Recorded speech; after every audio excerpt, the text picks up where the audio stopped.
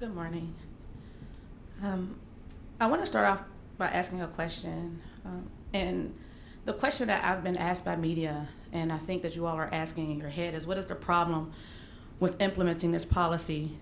And I want to point out that you hired 10 to 15 new police officers, who none are people of color, and about 3 or 4 new canines.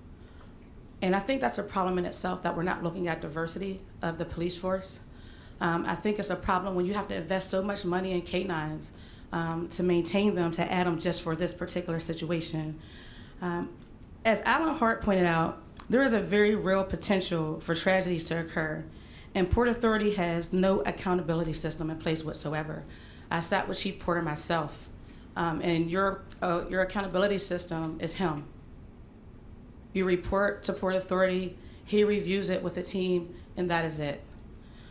As I looked at your faces while people spoke about the very real negative possibilities, I wonder if you either, 1, don't believe these things can occur, or 2, simply don't care. The fact that you are choosing to arm these officers speaks to the fact that you must foresee that there can be some type of problematic interaction. Otherwise, you would not have a problem with having them disarmed. But it seems as though you don't believe that when it's coming from the community saying the same thing. If you do not believe that these things can occur, I want to draw your attention. Pause my time. No, we did, yeah. No, I was asking her about it. I didn't want to keep talking. I didn't know what was happening. Apologize for that. No problem.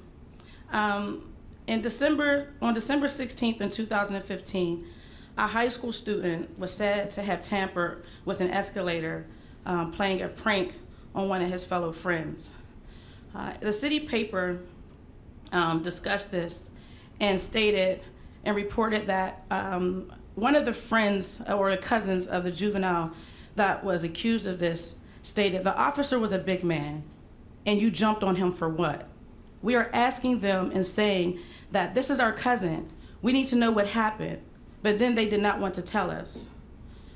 The situation escalated to outside the T station, and the city paper was present for this.